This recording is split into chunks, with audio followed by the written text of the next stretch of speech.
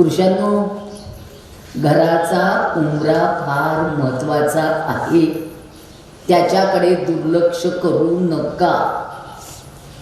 उद्यापासून सगळ्या तरुण पुरुषांनी एक वाक्य घरातनं बाहेर पडताना मनातल्या मनात म्हणायचं, मी माझ्या पवित्र घरातून उंबरा ओलांडून बाहेरच्या जगात कामासाठी चाललो आहे, पण परत येताना बाहेरचे वाईट विचार, बाहेरच्या वाईट प्रवृत्ती, बाहेरची टेन्शन्स घेऊन मी माझ्या पवित्र घरात येणार नाही, ती मी उंबऱ्याच्या बाहेर सोडून देणार आहे.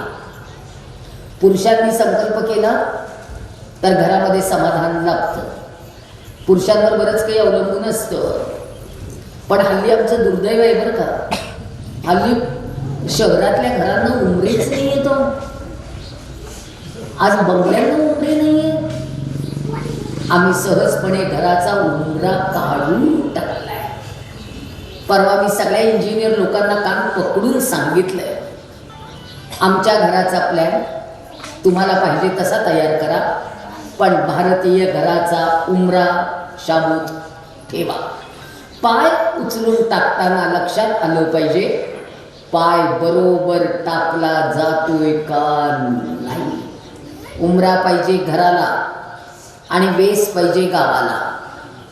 घरातलं भांडण उंबऱ्याच्या बाहेर नाही आणि गावातलं भांडण वेशीच्या बाहेर नाही. दोन्ही मर्यादा पाळाव्या लागतात आणि कोर्टात जाऊन काही होत नाही. मी वकील आहे, मी तुम्हाला ठामपणे सांगते. माझ्या आईने मला बायकांचे 5 गुण सांगितलेत. आज मी जेवढं मला सांगता येईल तेवढं जाता जाता मी नक्कीच सांगणार आहे. माझ्या आईने मला बायकांचे 5 गुण सांगितले.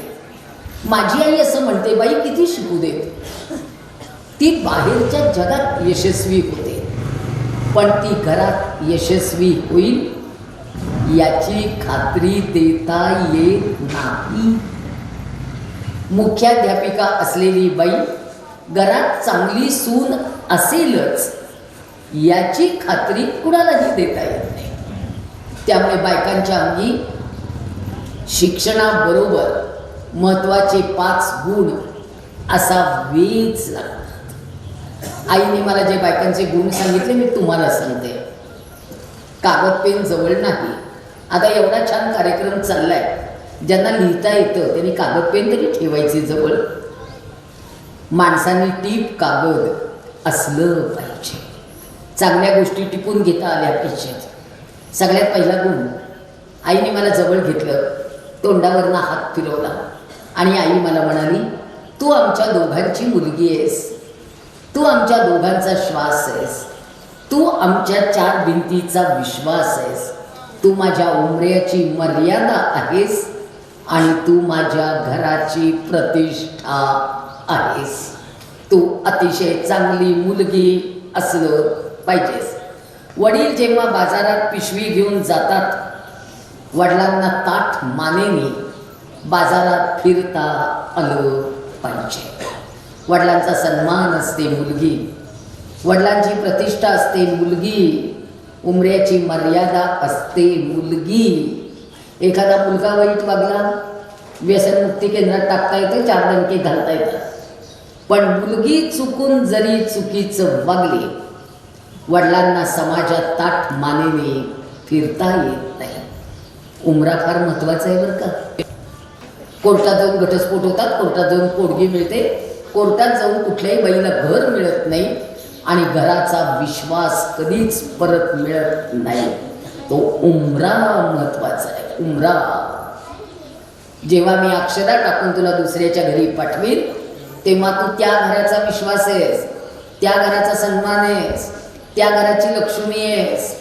आणायचं, उरवायचं, पुरवायचं, टिकवायचं आणि येणाऱ्या सुनेच्या हातात आनंदाने देऊन टाकायचं. काय जबाबदारी आहे परत सांगू.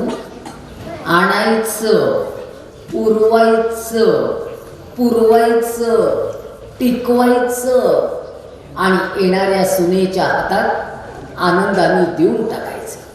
कोंड्याचा मांडा करता आला पाहिजे. पण हल्ली मुलींना कोंडा पण माहीत नाही, मांडा पण माहीत नाही. एवढंसं काही कमी पडलं की वकील घेऊन मांडा. या वकिलांची कमाल आहे हो. एवढंसं भांडण 5 पानी नोटीस करतात हो तयार. 5 पानी कलमात बसवतात. कलमात. मी परवा सर्व वकिलांना सांगितलंय, हात जोडून घरातली भांडणं कलमात बसवू नका.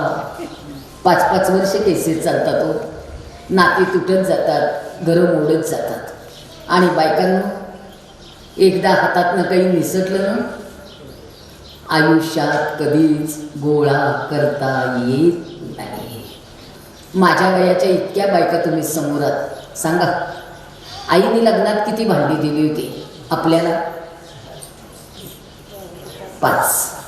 5 भांड्यांची 50 करता करता म्हातारपण आलं. आणि आज मुलींना लग्नाच्या पहिल्या दिवशी सुईपासनं फ्रीजपर्यंत सगळं काही देत आहेत. परवा एका लग्नाला गेले, पिठाची गिरणी पण दिली हो. सगळं तिचंच आहे. अगं तिचं असू दे पण देऊ नको. आयतं दिलेल्याची किंमत राहत नाही. रक्ताचा घाम करून जो संसार उभा राहतो त्याची आयुष्य वेगळी असते, त्याचा दौड वेगळा असते.